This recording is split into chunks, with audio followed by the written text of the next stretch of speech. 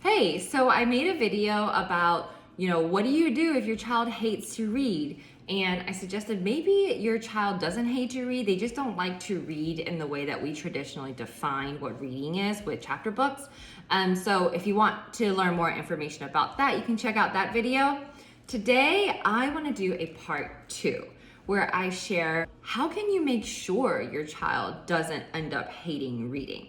There's so many different good suggestions out there, so I just want to share 2 that I feel like I haven't really heard many people talk about, and you can do what you want with it. Okay, so the first idea is being mindful of pairing reading time with positive feelings. So, sometimes I think that even as a teacher, when I felt really frustrated or I just needed a moment to myself, I'd be like, can you guys please just go read? But if I keep doing that, I feel like if I were to put myself in the shoes of a child, they would feel like, oh, reading is like what I have to do by myself because the grown-up isn't feeling good and I have to do this until they feel better.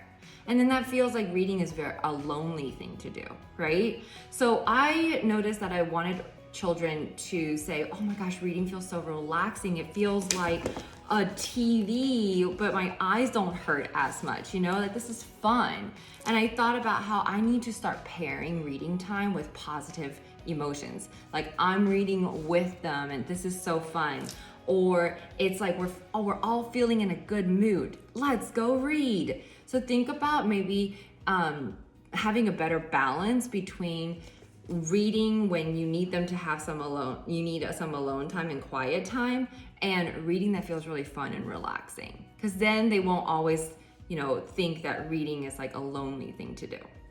Okay, the second thing is about suggesting books to kids from the lens of an adult, a grown-up, and from the lens of a child. I think that we often recommend a lot of books to children because from our point of view, we're like, oh my gosh, this is an amazing theme. This is an amazing message and a story to a child.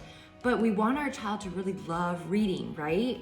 So maybe we should balance that concept with just letting them pick books that they love. So here's for example, I thought that this book had an amazing message and story, and I would put it on my, displayed, and the kids never picked it up. When I opened it and read it to them, they were like, wow, that's so good, but they never picked it up. I think that's important sometimes, right? Like this book, One and Only Ivan, amazing, but they didn't pick it up on their own. I had to read it with them, and then they thought it was amazing. The goal, though, is for our children to love to read, which means we want to honor that they have a different view and lens and perspective that we don't see, and that it's equally as important. So for example, my students, I gave them this book, they wouldn't pick it up. They saw this book and they all wanted to read it. I gave them this book, I thought it was really interesting, but for some reason this cover, this character, the illustration, it wasn't speaking to them. But the second they saw Dog Man and they saw this character, they were like, I want to read that. And sometimes we think, oh, it's not as great of a message or story for the kids. I get it, but we also want them to love to read and feel like it's really fun. So we have to honor their opinions. So one thing you can do is when you're online and you're searching for lists of books and recommendations, right? Like 100 best books for kindergarten, or these are the books that every 5th grader should read. Notice, are these suggested by a grown-up? Or are these lists that an adult is saying, my child can't stop reading these books, or every single kid is always asking for these books? Those are also extremely important to honor, even if those are different than the list of what we recommend.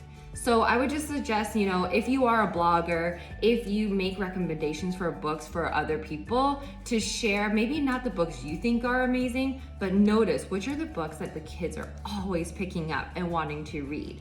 That's valuable, and that will help more kids love books because they see something we don't see, and I think that's super important too.